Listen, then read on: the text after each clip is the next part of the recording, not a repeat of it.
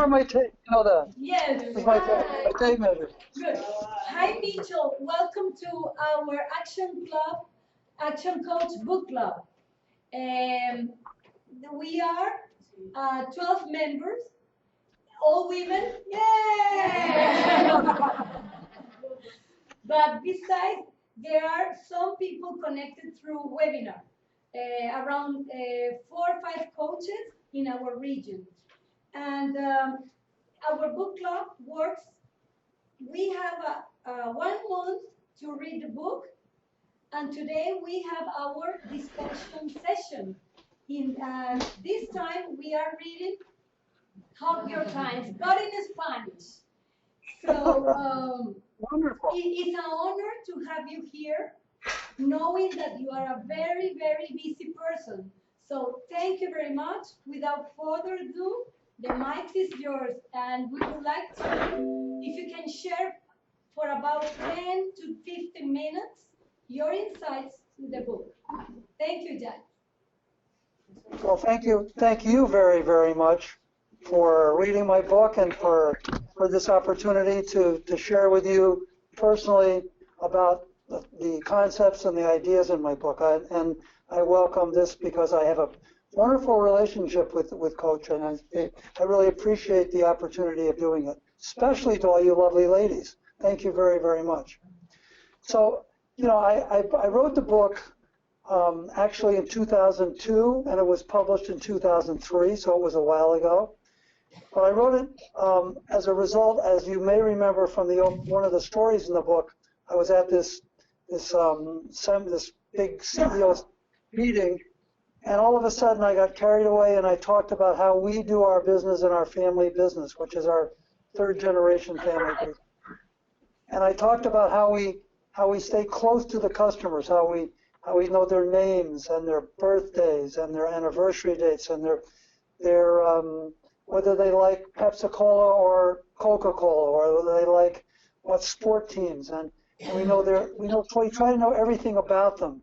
And then when I sat down, one of my close friends, who's one of the top people in our industry, he put his finger right in my face and he said, "Jack, the next thing you're going to tell me is that you actually hug your customers." And I thought about my brother Bill, who is here today in our store, but in fact, right behind me is our whole family. You can see our family. We have 9 of us in our family business, and those are our stores that are around them. My brother Bill came out of the womb, out of my mother's, body. And so I said, "Doesn't everybody hug your customers?" And then right away I realized that not everybody. At Action Coach you do, and at our businesses we do, but not every business really hugs their customers. So then and I only had 6 or 7 minutes to talk about it, and then later they asked me to be a keynote speaker, and that went very well.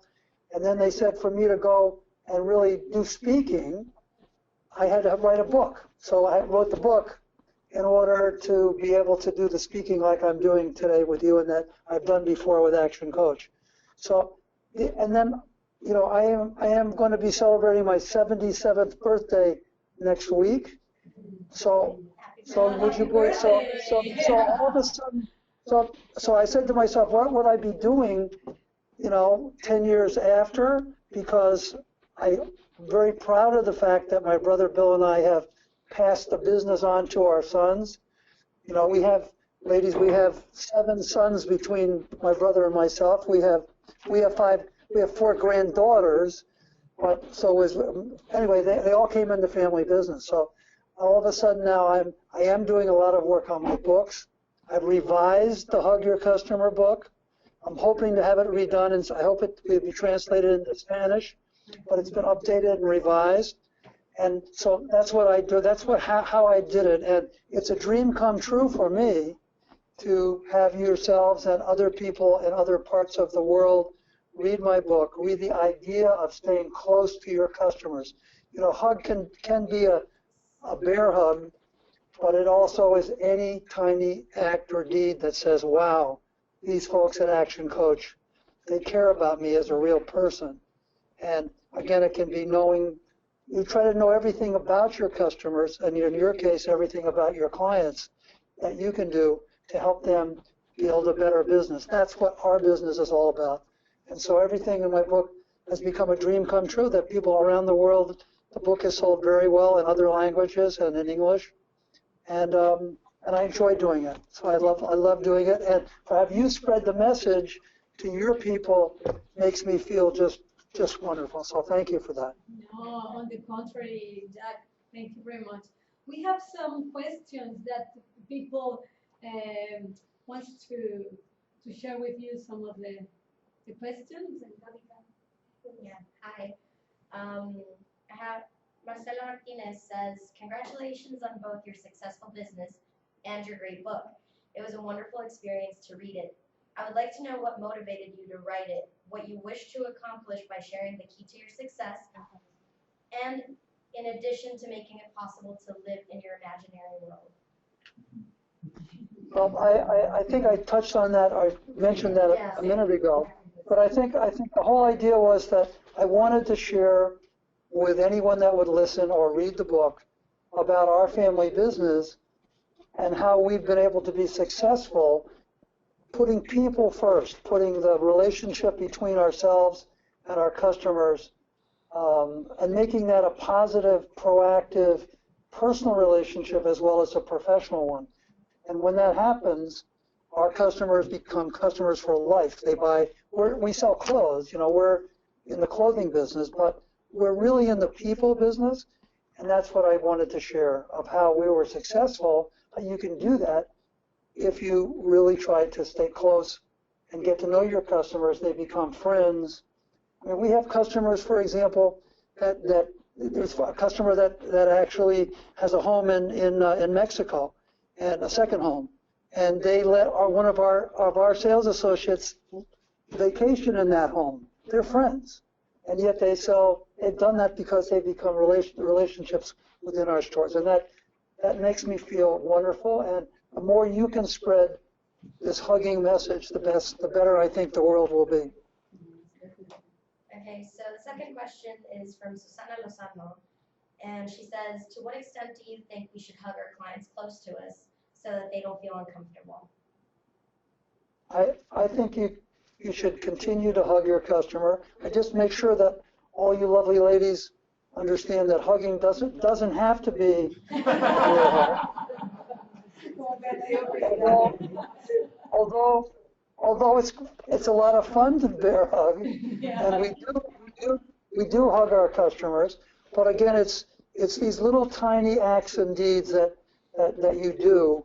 You give them on a hot day in Mexico or in Connecticut. We do have very hot weather at times.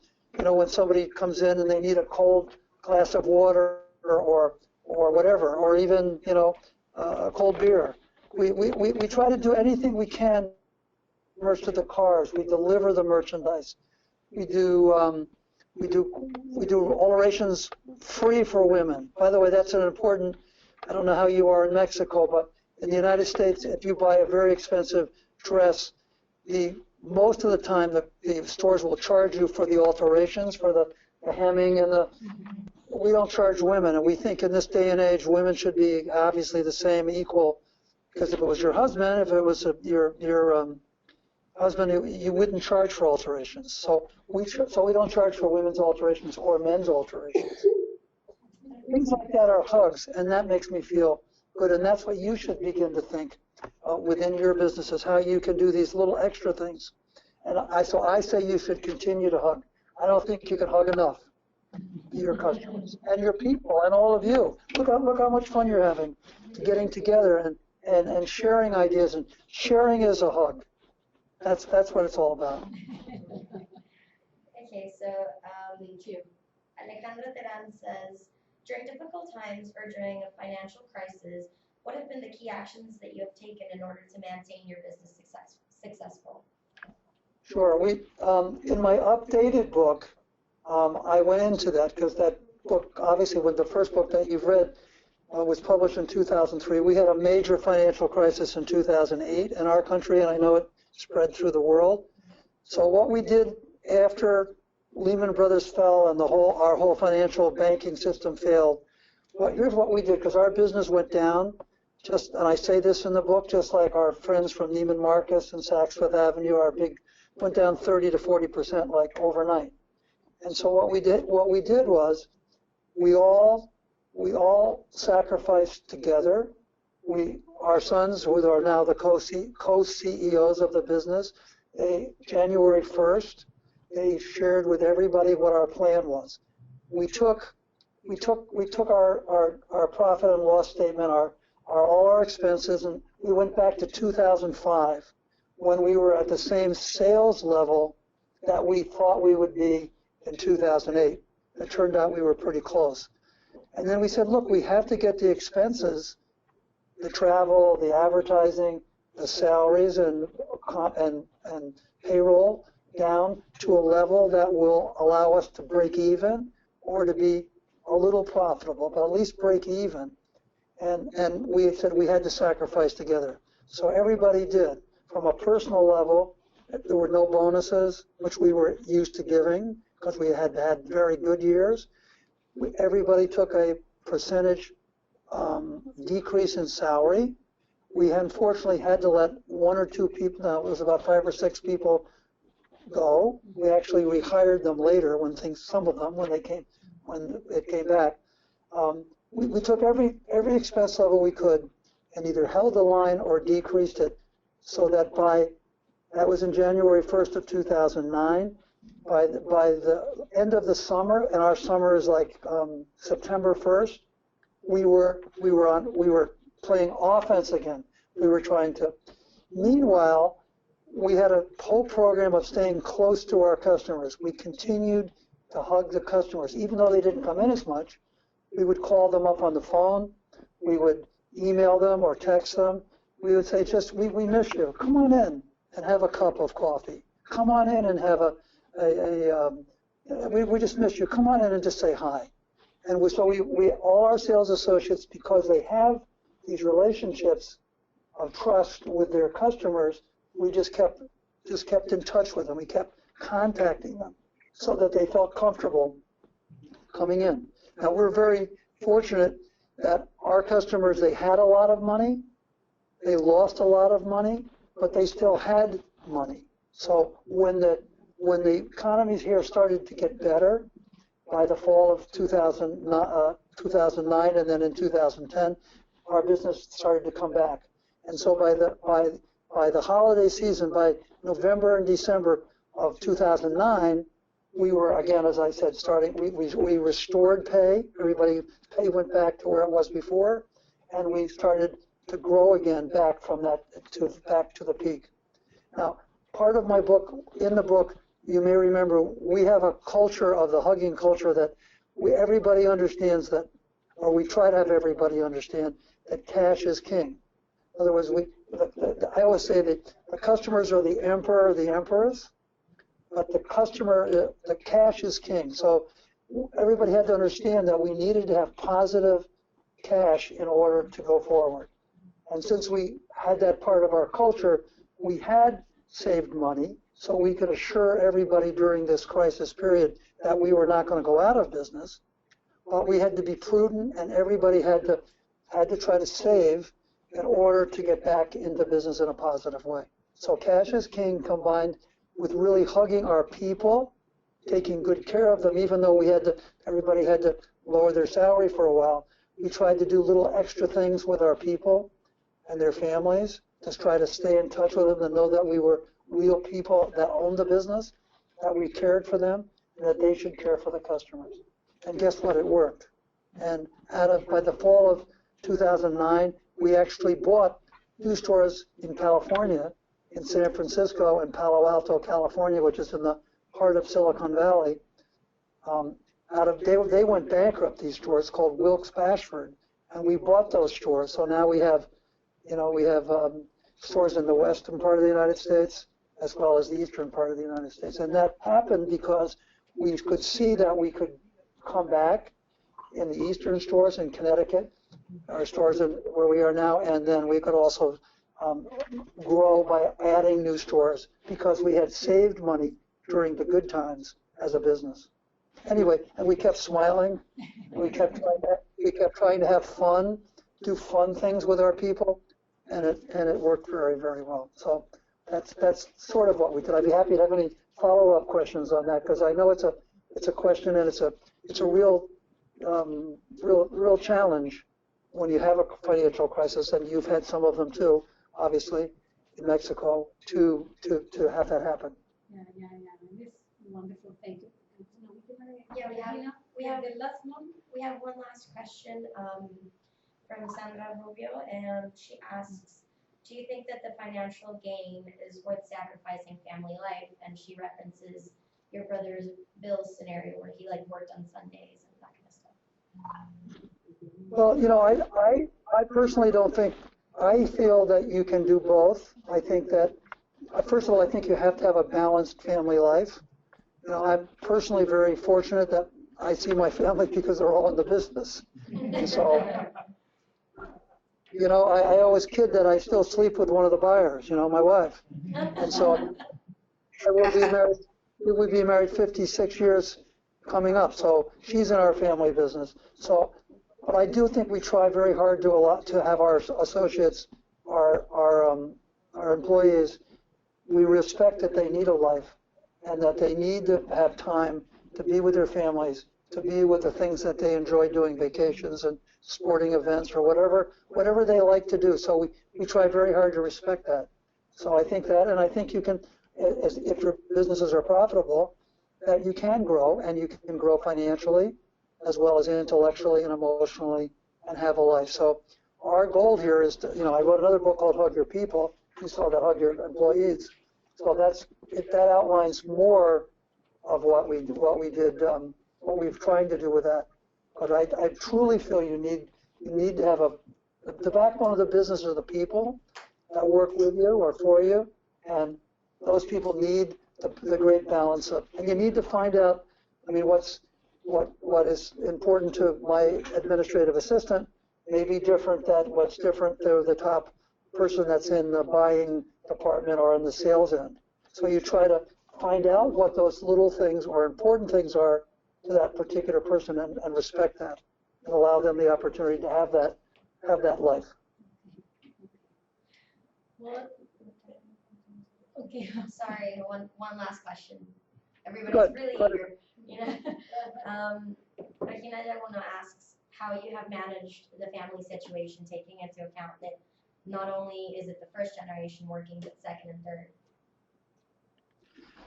That's really, candidly, that's the most thing, how we have transitioned from the first generation to the second generation to the third generation, and now thinking about the fourth generation.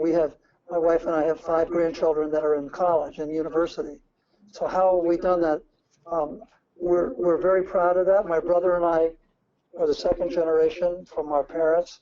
Our parents were in their mid-50s. They were 55 years old when they started the business. So by the time my brother and I came in, they were really ready to either retire or to sell the business. And what they did was they gifted us the business. And we can do that with the tax ways that we have in our country. And my brother Bill and I took the business together as a partnership, and we grew it. The first thing we did after about 5 or 6 years of working together, we hired an outside family business consultant, somebody that helps family businesses grow and keeps family harmony. And we had that gentleman start with us in 1984. And remember, we started the business in 58. So Bill and I, we listened to him. We have an outside advisory board, like a board of directors that meets quarterly. They're advisors. They can't tell us legally what to do, but they can advise us. In fact, we have an advisory board meeting tonight right here in our store in Westport. There's 5 or 6 outside, very smart and helpful people that advise us. And we've been doing that since 1987. And that put the discipline and the expertise in a helpful way to help my brother and I run the business. And then all of a sudden we could see that we have 4 sons. My brother has 3, so we have 7. Siete, I think, my Spanish, I remember that. Siete ochos. What were we going to do? So we set up a way. We said they had to, if they wanted to come in the business, they had to work 5 years somewhere else outside the business. And the second rule was that if they wanted to come in, there had to be a real job. We wouldn't create a job just because their name was Mitchell. So we wouldn't fire a buyer or a salesperson or a store manager just because they were related. And then my brother Bill and I gifted, over the years, we gifted the equity in the business and the real estate. Where real estate, we own 3 of the buildings that we now have in our business, which is a real big important asset. We gifted the equity in the business. We started doing that in 1990, and we finished it in 2006. And we had a plan for my brother and myself to have enough money that we could still remain active and could live a good life. And we wanted to sure transition that business. And so we continued with the business consultant. We also have something called a family council, which consists of all the spouses. Now, most of our spouses are women, obviously, because we're men. One of our sons is gay, and I'm proud to say that he's married. And in the United States, you may know that that was only recently has that been legally available. So they meet 4 times a year. So we take that.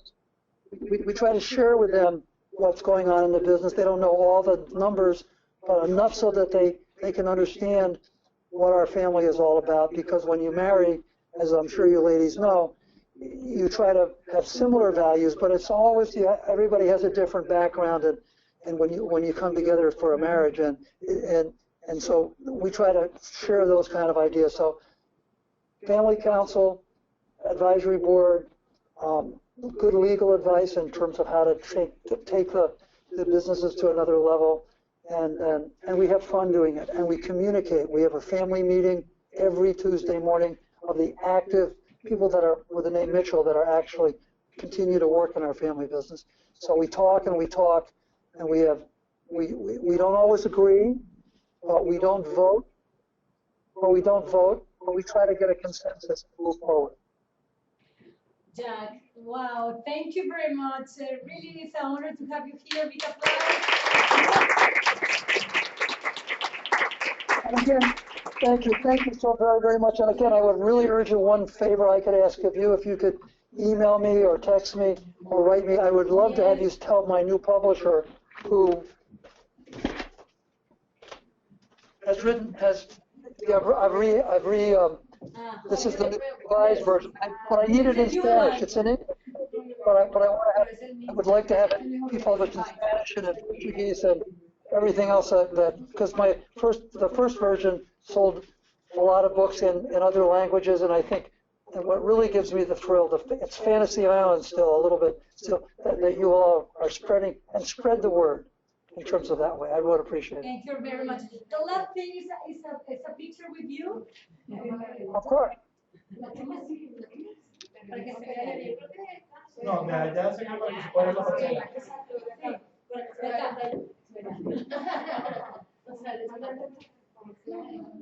Everybody's gonna hold up your book.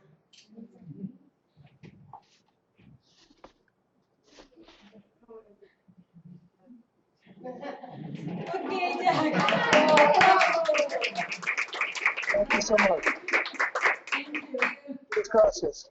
We appreciate it, sir. Have a good one. Okay.